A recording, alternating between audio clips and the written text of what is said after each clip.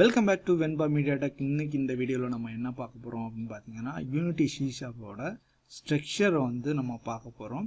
So நீங்கள் நார்மலாக unity எடிட்டரில் ஒரு நியூ சி ஷார்ப் ஸ்கிரிப்ட் வந்து நீங்கள் க்ரியேட் பண்ணிட்டீங்கன்னா, அதை வந்து டபுள் கிளிக் பண்ணி ஓப்பன் பண்ணீங்க அப்படின்னு பார்த்தீங்கன்னா, இந்த மாதிரி தான் அந்த ஸ்கிரிப்ட் வந்து உங்களுக்கு வந்து தெரியும். இந்த ஸ்கிரிப்டில் உள்ளது என்னென்ன, எதுக்கான அதோட ஃபங்க்ஷனாலிட்டி என்ன அப்படிங்கிறத நான் படித்து புரிஞ்சுக்கிட்டதை எப்படி ஈஸியாக உங்களுக்கு சொல்லித்தரலான்ட்டு நான் பிளான் பண்ணி வச்சுருக்கேன். அது மாதிரி நான் சொல்லித்தரலான்ட்டு இருக்கேன். ஸோ அதை தான் நம்ம பார்க்க போகிறோம். ஓகே இந்த ஸ்டார்டிங்கில் இருக்குது பார்த்தீங்களா, யூஸிங் யூனிட்டி இன்ஜின் அப்படின்னு இருக்குது பார்த்தீங்களா. இது என்னன்னு பார்த்தீங்கன்னா, இது வந்து ஒரு நேம் ஸ்பேஸ். நேம் ஸ்பேஸ்னால் இது வந்து லைப்ரரி மாதிரி. அதுக்குள்ளே வந்து யூனிட்டியை வந்து என்ன பண்ணியிருப்பாங்கன்னா, டிஃபால்ட்டாக சில கிளாஸஸ்ஸு, ஃபங்க்ஷன்ஸு, மெத்தட்ஸ்லாம் க்ரியேட் பண்ணி உள்ளே வச்சுருப்பாங்க. அதை வந்து நம்மளோட கேமில் எப்போ வேணாலும் நம்ம வந்து எடுத்து பயன்படுத்திக்கலாம், அந்த டிஃபால்ட்டு கிளாஸஸ்ஸு, ஃபங்க்ஷன்ஸு. ஸோ அதுக்கு வந்து இந்த யூஸிங் யூனிட்டி இன்ஜின் கொடுத்தா மட்டும்தான் அதை நம்மளோட ஸ்கிரிப்டில் வந்து பயன்படுத்த முடியும். அதுக்காண்டி தான் நமக்கு மேலேயே ஸ்டார்டிங்லேயே யூஸிங் யூனிட்டி இன்ஜின்ங்கிற ஒரு நேம் ஸ்பேஸை க்ரியேட் பண்ணிடுறாங்க. இந்த நேம் ஸ்பேஸ்னால் இட்ஸ் எ லைப்ரரி, ஓகேங்களா. அதுக்குள்ளே டிஃபால்ட்டாக கிளாஸஸ், மெத்தட்ஸ்லாம் இருக்கும். அதை வந்து நம்மளோட ஸ்கிரிப்டில் நம்ம எப்போ வேணாலும் பயன்படுத்திக்கலாம். அதுக்கு வந்து இங்கே யூஸிங் யூனிட்டி இன்ஜின் நம்ம கொடுத்து ஆகணும்.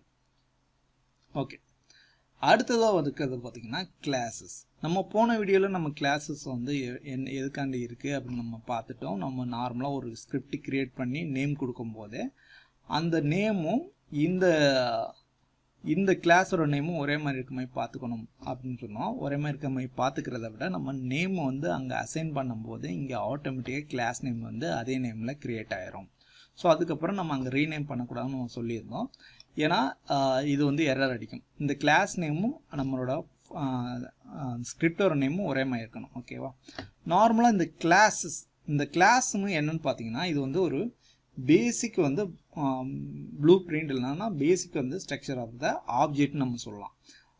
ஒரு ஆப்ஜெக்ட் வந்து எப்படி வந்து அதோட பிஹேவியர் எப்படி இருக்கணும் அப்படிங்கிறத டிக்ளேர் பண்ணுறது பார்த்திங்கன்னா இந்த கிளாஸ் தான். ஸோ இந்த கிளாஸுக்கு வந்து இங்கே பார்த்தீங்கன்னா, இந்த கிளாஸ் வந்து இங்கே ஸ்டார்ட் ஆகி இங்கே வச்சு முடியும். இங்கே ஓப்பன் பண்ணி இங்கே முடிச்சிருக்காங்க, க்ளோஸ் பண்ணியிருக்காங்க. இதுக்குள்ளே இல்லாத எல்லாத்தையும் வந்து என்ன சொல்லுவோம்னா பாடி ஆஃப் த கிளாஸ்ன்னு சொல்லுவோம். ஸோ இதுக்குள்ளே உள்ளது எல்லாமே பார்த்தீங்கன்னா இப்போ சப்போஸ் நம்ம வந்து ஒரு ஸ்கிரிப்ட் எழுதிட்டு இந்த கிளாஸை வந்து ஒரு ஆப்ஜெக்ட்டுக்கு யூனிட்டில் வந்து ஒரு ஸ்பியர் ஒன்று க்ரியேட் பண்ணியிருக்கோம், அதுக்கு வந்து அப்ளை பண்ணுறோம். அப்படிங்கும்போது அந்த ஸ்பியரை வந்து எப்படி பிஹேவ் பண்ணிடணும், ஒரு வந்து மூவ் ஆகணுமா இல்லை வந்து மேலே போகணுமா அப்படிங்கிறத டிஃபைன் பண்ணுறது வந்து இந்த கிளாஸு. இதுக்குள்ளே தான் நம்ம எழுதுவோம் என்ன பண்ணணும் அப்படிங்கிறத, ஓகேவா. ஸோ இந்த கிளாஸ் வந்து ரொம்ப முக்கியம். ஓகே, இந்த கிளாஸ் இது வந்து கிளாஸோட நேம். அடுத்து பார்த்தீங்கன்னா இங்கே மோனோ பிஹேவியர் அப்படின்னு ஒன்று இருக்குது. ஸோ இந்த மோனோ பிஹேவியர் என்ன பார்த்தீங்கன்னா, இது வந்து இந்த கிளாஸுக்கெல்லாம் வந்து ஒரு பேஸ் கிளாஸ்ன்னு நம்ம சொல்லலாம். ஸோ ஓகேவா, நீங்கள் என்ன கிளாஸ் க்ரியேட் பண்ணோன்னா அதுக்கு வந்து பேஸ் கிளாஸ் வந்து இதுதான்.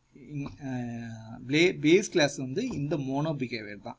ஏன்னா இந்த மோனோ பிஹேவியரை யூஸ் பண்ணால் மட்டும்தான் யூனிட்டி டிஃபால்ட்டாக க்ரியேட் பண்ணியிருக்கிற அந்த மெத்தட்ஸு, ஃபங்க்ஷன்ஸு இதெல்லாம் வந்து நம்ம வந்து உள்ள ஸ்கிரிப்டுக்குள்ளே யூஸ் பண்ண முடியும். ஸோ அதுக்காண்டி நம்ம வந்து இந்த மோனோ பிஹேவியரை இங்கே வந்து கண்டிப்பாக நம்ம யூஸ் பண்ணியே ஆகணும். அதனால டிஃபால்ட்டாக ஆட்டோமேட்டிக்காக ஃபஸ்ட்டு ஸ்கிரிப்டில் நமக்கு க்ரியேட் ஆகிரும். அதுக்கப்புறம் பார்த்தீங்கன்னா இந்த கோலன் எதுக்கு இருக்குதுன்னு பார்த்தீங்கன்னா, இந்த கோலன் நம்ம என்ன சொல்லுவோம்னு பார்த்தீங்கன்னா இன்ஹெரிட்டன்ஸ் அப்படின்னு சொல்லுவோம். இது என்ன பண்ணணும்னா, இதுக்குள்ளே என்ன இருக்குன்னா நம்ம கிளாஸஸ்ஸு, அதுக்கப்புறம் இந்த மோனோபிஹேவியர்ங்கிற பேஸ் கிளாஸ்க்குள்ளே நம்மளோட மெத்தட்ஸ் அண்ட் ஃபங்க்ஷன்ஸ் இருக்குன்னு சொல்கிறோம்ல. ஸோ இது வந்து இது அந்த மெத்தட்ஸ் அண்ட் ஃபங்க்ஷன்னா யூஸ் பண்ணணும்னா கண்டிப்பாக இங்கே மோனோபிஹேவியர் கொடுத்தே ஆகணும்னு சொன்னோம்ல. இப்போது இந்த மோனோபிஹேவியரை இங்கே பயன்படுத்தணும் அப்படின்னு பார்த்தீங்கன்னா இந்த கோலன் யூஸ் பண்ணணும். ஸோ இந்த கோலன் என்ன பண்ணணும்னா இந்த யூனிட்டி இன்ஜின்ங்கிற நேம் ஸ்பேஸுக்குள்ளே தான் இந்த மோனோ பிஹேவியர் இருக்கும். ஸோ இதை வந்து இன்ஹெரிட் பண்ணி இங்கே கொண்டு வரோம். ஸோ நம்ம வந்து யூனிட்டி இன்ஜின் இங்கே போட்டு இந்த கோலன் யூஸ் பண்ணிங்கும்போது இதுக்குள்ளே உள்ள மோனோ பிஹேவியரை நம்ம யூஸ் பண்ணிக்கலாம். அதுக்கப்புறம் இந்த மோனோ பிஹேவியருக்குள்ளே உள்ள ஃபங்க்ஷன்ஸு மெத்தட்ஸை வந்து நம்ம யூஸ் பண்ணிக்கிறதுக்கு இந்த மோனோ பிஹேவியர் கொடுத்துட்டோம்னா இங்கே நம்ம இந்த கிளாஸ்க்குள்ளே நம்ம யூஸ் பண்ணிக்கலாம். ஓகேவா? ஓரளவுக்கு ரொம்ப சுத்தமாக இருக்கும். ஆனாலும் இவ்வளோதாங்க. நார்மலாக இது 4 விஷயம்தான் இந்த ஸ்கிரிப்டில் நம்ம மெயினாக பார்க்க வேண்டியது. ஒன்று வந்து நேம் ஸ்பேஸு. நேம் ஸ்பேஸுங்கிறது லைப்ரரி மாதிரி, அதுக்குள்ளே வந்து டிஃபால்ட்டாக நிறைய க்ரியேட் பண்ணி வச்சுருப்பாங்க. அதில் மோனோ பிஹேவியரும் ஒன்று, அதேமாதிரி கிளாஸஸ் டிஃபால்ட்டாக இருக்கும், ஃபங்க்ஷன்ஸுக்கும் மெத்தட்ஸுக்கும். ஓகேவா? ஸோ இந்த அதெல்லாம் நம்ம வந்து அக்சஸ் பண்ணணும்னா இங்கே யூஸிங் யூனிட்டி இன்ஜின் நம்ம கொடுக்கணும். அதுக்கப்புறம் கிளாஸு. அதுக்கப்புறம் பார்த்தீங்கன்னா இந்த மோனோ பிஹேவியரை பற்றி பார்த்தோம். மோனோ பிஹேவியர்னா என்னன்னு பார்த்தீங்கன்னா இது வந்து ஒரு பேஸ் கிளாஸு. இந்த பேஸ் கிளாஸுக்குள்ளே தான் நம்ம டிஃபால்ட்டாக உள்ள ஃபங்க்ஷன்ஸ்லாம் இருக்கும். இதை நம்ம இங்கே யூஸ் பண்ணணும்னா இங்கே வந்து அந்த டிஃபால்ட் ஃபங்க்ஷன் தான் நம்ம யூஸ் பண்ணணும் அப்படின்னா இங்கே மோனோ பிஹேவியர்னு கொடுத்துருக்கணும். இப்போ பாருங்கள், இந்த மோனோ பிஹேவியரை நான் தூக்கி விட்டுறேன். ஸோ வந்து இதை வந்து நான் டெலீட் பண்ணுறேன். இப்போ எனக்கு என்ன எரர் வருதுன்னு பார்ப்போம். ஸோ இங்கே பார்த்தீங்கன்னா பிரிண்ட்னு வருது பார்த்தீங்களா? ஸோ இந்த பிரிண்ட் வந்து இது வந்து டிஃபால்ட்டாக அவங்களே கிரியேட் பண்ண வச்சது. ஸோ நம்ம வந்து இந்த வெண்பா மீடியா டெக்கு வந்து கன்சோலில் பிரிண்ட் பண்ணணும் அப்படிங்கும்போது இந்த பிரிண்ட் இங்கே கொடுக்கணும். இப்போ வந்து இது வந்து என்னென்ன அதுக்கு தெரியலை, ஏன்னா இந்த மோனோ பிஹேவியரை நம்ம டெலிட் பண்ணிட்டோம்.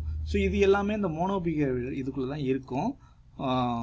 இப்போ நம்ம மோனோ பிஹேவியரை வந்து திரும்ப கொண்டு வந்தோடனே அது வந்து புரிஞ்சிக்கிச்சு. ஸோ இங்கே நம்ம யூஸ் பண்ணியிருக்கனால இதுக்குள்ளேருந்து எடுத்துக்கிறோம் அப்படின்னு. ஓகே, இப்போ இதுக்கு லிங்க் இருக்குன்னுங்களே, நம்ம வந்து இந்த வந்து இன்ஹெரிட் பண்ணி கொண்டு வரோம் அப்படின்னீங்களே. ஸோ வந்து நம்ம இதை டெலிட் பண்ணிடுவோம். இது எங்கேருந்து எடுத்துக்குதுன்னு பார்ப்போம். இப்போ நம்ம வந்து யூஸிங் யூனிட்டி இன்ஜினை வந்து இது பண்ணிட்டோம். இப்போ பார்த்தீங்கன்னா இங்கேயுமே எரர் வரும், இங்கேயுமே எரர் வரும். இந்த மோனோ பிஹேவியர்னா என்னன்னே அதுக்கு தெரியாது, அதேமாதிரி பிரிண்ட்டுங்கிறது என்னன்னு அதுக்கு தெரிய மாட்டேங்குது. ஸோ அதனால என்னன்னு பார்த்தீங்கன்னா நம்ம இது வந்து இங்கே கொடுத்தா தான், ஏன்னா இதுக்குள்ளே தான் இந்த மோனோ பிஹேவியருங்கிற ஒன்று இருக்குது இந்த யூனிட்டி இன்ஜினுக்குள்ளே. ஸோ அதே நம்ம இல்லைங்கிற போது அதுக்கு என்னென்னு தெரியாது, எதுலேருந்து இன்ஹெரிட் பண்ணி எடுத்துக்கிறோன்னு தெரில. ஸோ அதனால நமக்கு எரர் அடிக்குது. இங்கே ஏன் எரர் அடிக்குதுன்னா இந்த மோனோ பிஹேவியர்னா என்னன்னே தெரியல, இந்த பேஸ் கிளாஸ்னா என்னன்னே அதுக்கு தெரியல. ஸோ அதனால இங்கே இதுக்குள்ளே வந்து இது இல்லை, அது வந்து இது ஒரு நார்மலான ஒரு டெக்ஸ்ட் மாதிரி தான் இருக்குது. ஸோ அதனால இதில் எரர் வருது. ஓகேங்களா? இப்போது உங்களுக்கு தெரிஞ்சிருக்கும், இது வந்து இதுக்குள்ளே இதை பேஸ் பண்ணியிருக்கு, இது வந்து இந்த நேம் ஸ்பேஸை பேஸ் பண்ணியிருக்கு இந்த மோனோ பிஹேவியர். ஓகேங்களா? இப்போ நம்ம இதை இங்கே பேஸ்ட் பண்ணதுக்கப்புறம் வந்துருச்சு பார்த்தீங்களா? ஸோ எந்த எரர் இல்லாமல். ஸோ இது எல்லாமே ஒரு சங்கிலி தொடர் மாதிரி தான் இருக்குது, ஒன்னோட ஒன்று டிபெண்ட் பண்ணியிருக்கு. ஓகேங்களா? ஸோ இதுதாங்க நான் புரிஞ்சுக்கிட்டது யூனிட்டி C# பேசிக் வந்து ஸ்ட்ரக்சரு. ஸோ இதில் ஏதாவது தவறு இருந்தால், நான் வந்து ஏதாவது தப்பாக சொல்லியிருக்கேன், தப்பாக எக்ஸ்பிளைன் பண்ணியிருக்கேன் அப்படின்னு நீங்கள் நினச்சிங்கன்னா கண்டிப்பாக கமெண்ட் பண்ணுங்கள்.